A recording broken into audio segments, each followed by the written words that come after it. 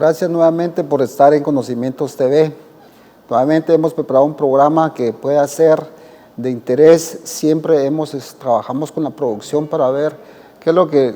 nuestro contenido debe llegar a las personas que nos han escrito, lo que ellos están tomándonos como sugerencias y nosotros poder trabajar en hacer una investigación en los temas y poder transferir lo que es la información que debe llevar paralelo a lo que hemos investigado. Siempre hemos considerado que Conocimientos TV es un programa que pues está abierto para diferentes expertos en diferentes áreas y el día de hoy pues hemos considerado invitar a una persona que nos ha acompañado en otras oportunidades y es Héctor Castillo. Héctor, bienvenido nuevamente a Conocimientos TV. Gracias por estar acá. Por la invitación. Siempre es un gusto poder estar acá contigo y compartir los conocimientos con toda la audiencia. Claro que sí, el tema de hoy pues hemos estado trabajando al respecto y es que el tema de hoy está relacionado, pues hemos recibido, pues como les comento, sugerencias a las redes sociales e incluso al WhatsApp, donde nos hacen ver que pues cuál es la opinión que se merece nosotros con respecto al tema de lo que es el dilema en las redes sociales. Es un documental, está plasmado en una de las plataformas que mucha gente tiene acceso a él y es un documental que pues lo hemos visto, lo hemos incluso compartido y también hemos hecho un análisis al respecto y pues el contenido que da, la información que da, los personajes que narran y todo,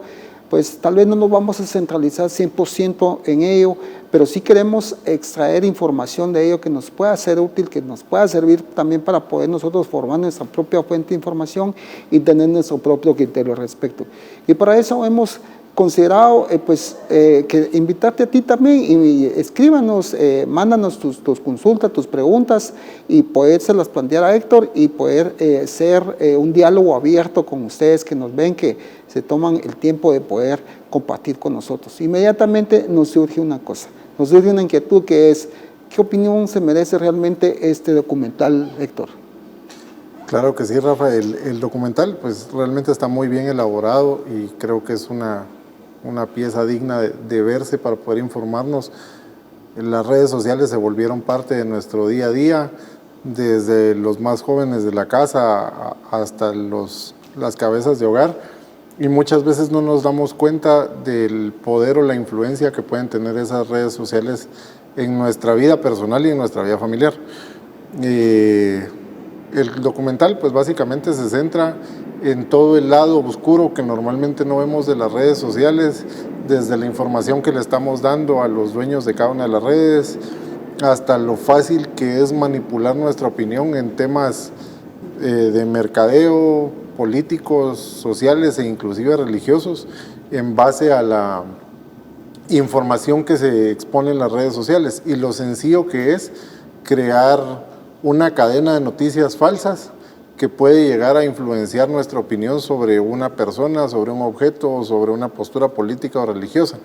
Entonces es muy importante que nosotros como usuarios, cuando estemos expuestos a este tipo de contenido o a cualquier tipo de noticia a través de redes sociales, salgamos a validar las fuentes, busquemos en internet fuentes reales, noticieros de primera línea, la prensa francesa asociada es una de las más confiables, para validar qué es lo que estamos viendo y evitar ser víctimas de la manipulación y caer en algún tipo de histeria colectiva que nos puede llevar a tomar decisiones que no son las correctas. Definitivamente, y por eso el día de hoy nuevamente invitamos a las personas que nos estén viendo, si tienen alguna pregunta en concreto, pues poderla plantear y poder aprovechar el conocimiento de Héctor y poder hacer esta conversación más extensa con respecto a esto. Pero inmediatamente nos llega una pregunta y la pregunta en concreto sería, obviamente, ¿cuáles son los beneficios actuales que uno pueda tener con el manejo de redes sociales? Bueno, para empezar, Rafa, pues con todo el tema de la pandemia que estamos viviendo y con todo el tema del encierro al que el mundo se vio expuesto, porque no fue solo en Guatemala, sino alrededor del mundo, las redes sociales juegan un papel muy importante para cortar distancias, para podernos comunicar con nuestros seres queridos para estar informados de qué está pasando con ellos. Ese debería de ser el principal rol de las redes sociales en nuestra vida. Sin embargo, pues en el camino lo utilizamos día a día para buscar productos, para buscar servicios, para buscar restaurantes, y es muy importante siempre ser objetivo al momento de una búsqueda para estar seguros que lo que estamos buscando es lo que realmente necesitamos. Pero el rol principal de las redes sociales en nuestra vida hoy por hoy debería de ser comunicarnos con nuestros seres queridos y buscar información relevante, siempre validando las fuentes.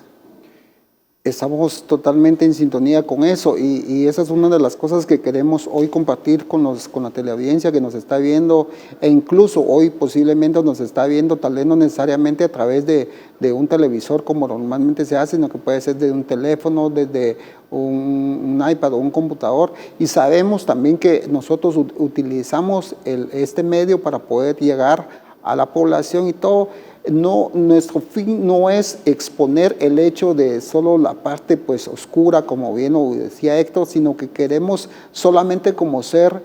un ojo avisor en la cual las precauciones que se deben de considerar, porque obviamente no vamos a cambiar ya nuestro tipo de vida y no vamos a estar ya dejando eso por un lado, porque es lo que ya está dado, las reglas del juego, las condiciones del juego están dadas y definitivamente vamos a tener que depender de ello. Lo único que pretendemos o que queremos aportar en Conocimientos TV es el hecho de poder utilizar bien las plataformas, saber de qué tenemos derecho e incluso a qué tenemos obligaciones, porque definitivamente los hay. Más adelante pues vamos a tratar de comprimir las preguntas para podérselas plantear a Héctor y nosotros también poderles compartir de algunas cosas en las cuales incluso hay una aceptación de términos, de contratos por adición que se hacen. Eso también vamos a estar conversando y queremos que pues de alguna manera, sabemos que por costumbre muchas veces solo debemos aceptar a todas las aplicaciones,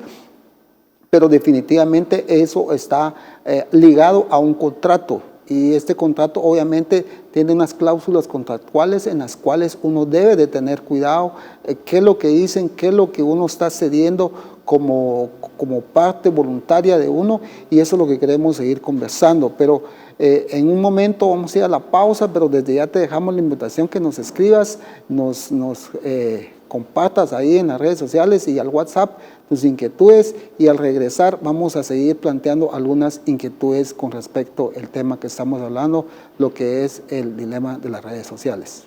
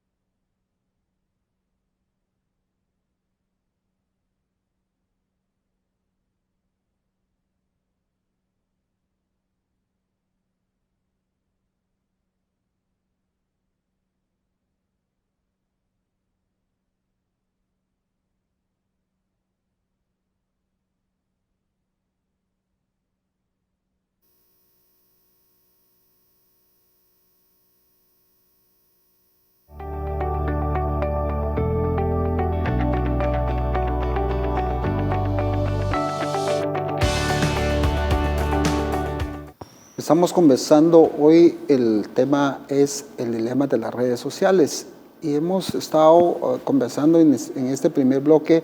sobre lo que es un documental que obviamente nos abrió mucho el panorama de lo que la gente que ha elaborado por muchos años, que ha estado trabajando en esas mega empresas que de alguna manera han estado controlando todo lo que son esas plataformas y la perspectiva y opinión de ellos con respecto a esto, que de alguna manera tal vez muchos lo sabemos, tal vez muchos por alguna deducción lo hemos visto que así es, pero no lo hemos aceptado. Pero cambia un poco el enfoque cuando alguien que estuvo dentro de esas compañías y da su opinión y exterioriza que realmente también de esto hay algunos riesgos que hay que considerar y de que también se debe tomar algunas reglas para poderlas utilizar. Eso hemos querido hoy invitar a Héctor para que él nos siga hablando de eso.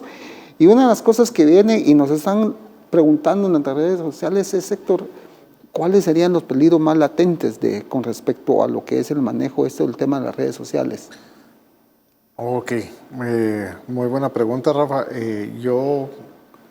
dividiría los principales riesgos en tres.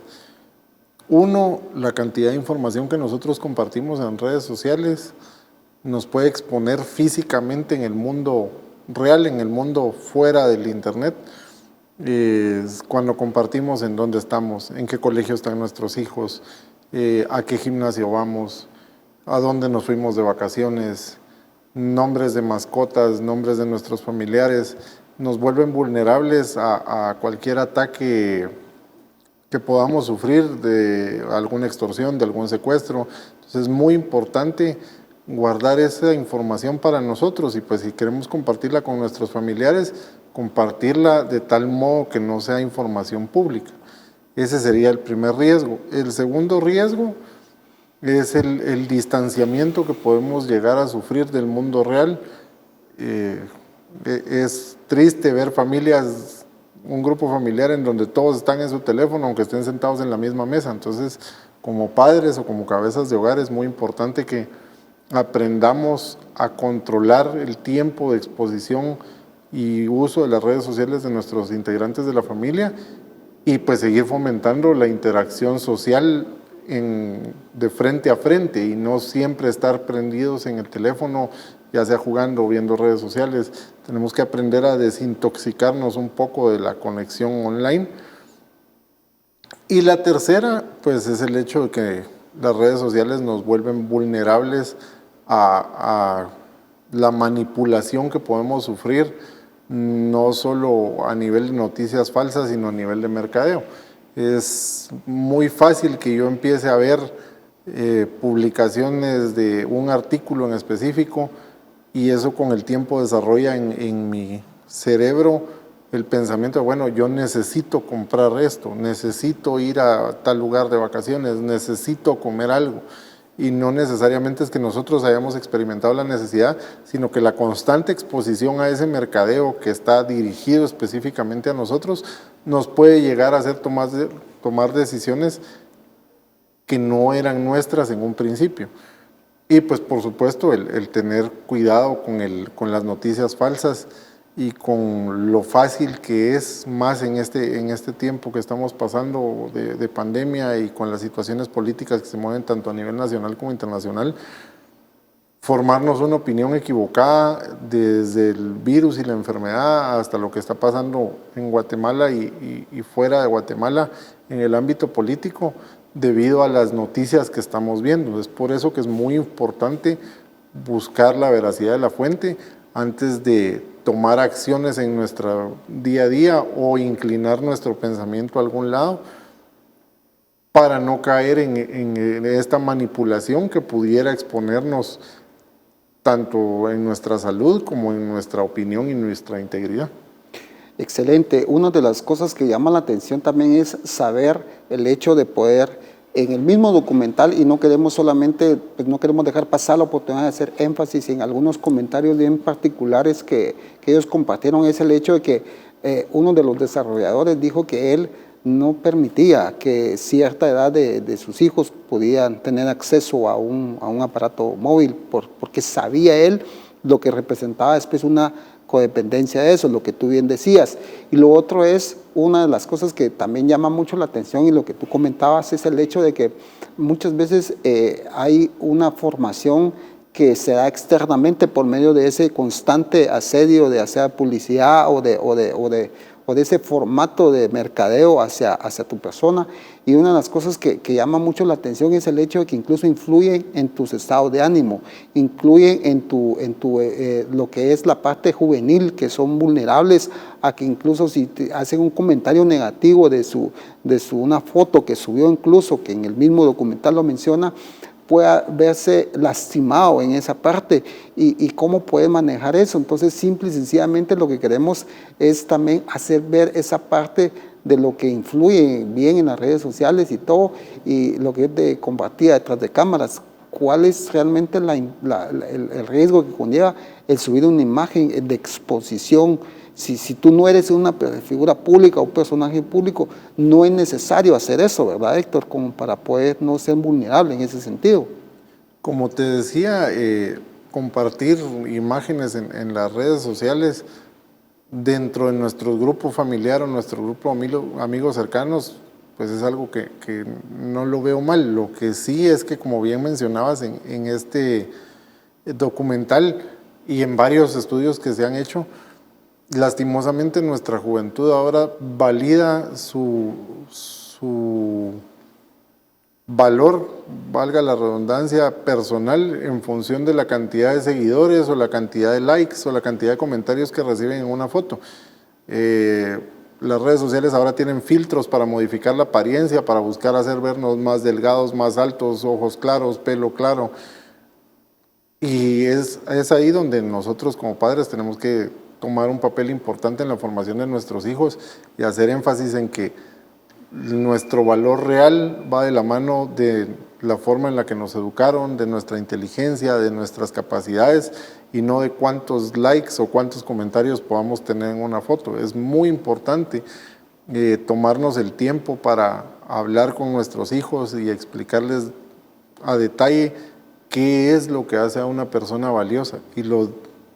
erróneo o la gran mentira que es que la persona que más seguidores tenga en una red social es mejor o peor que yo. Yo soy una buena persona en función de cómo me criaron o de los valores que me inculcaron en mi casa y no de cuántas personas me digan que soy bueno o no soy bueno en redes sociales. Totalmente de acuerdo. Y curiosamente, antes de irnos a la pausa, es que una de las cosas que notamos es que en algunos de los casos los videos que mayor reproducciones tienen son los que tienen mayor sinsentido, son los que menos aportan, son los que tal vez hasta caen hasta lo más tal vez ridículos, pero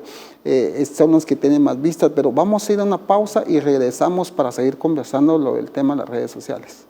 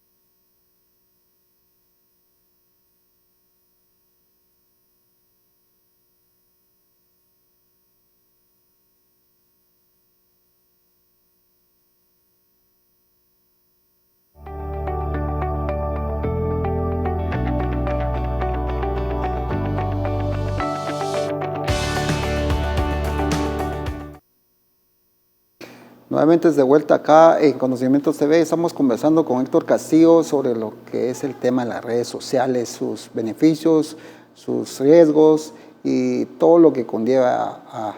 pues el manejo de todo lo que es las plataformas. Y una de las cosas que surge y que se lo hemos planteado a Héctor en otras oportunidades y hoy nuevamente nos hacen la pregunta es, Héctor, ¿qué navegadores son los recomendables para poder tener por lo menos un poquito más de privacidad para la hora de navegar? Ok. El tema de navegadores es un tema bien amplio y pues varía dependiendo del gusto de cada usuario y el uso que se le dé. En mi opinión personal y en base a mi experiencia, si están utilizando un dispositivo de la marca Apple, ya sea una computadora o un iPhone, pues yo me quedaría con Safari. Es bastante seguro y maneja bastante privacidad. Si están en una PC con Windows o en un teléfono Android, yo me inclino más a usar el navegador Firefox, inclusive se puede usar Opera, que es muy bueno. Mantengo mis reservas en cuanto al tema de Chrome, porque hay muchas páginas que visitamos, haciendo la aclaración, no es que el navegador sea malo, sino hay muchas páginas que visitamos que, como tú decías, en ese aceptar de contratos virtuales,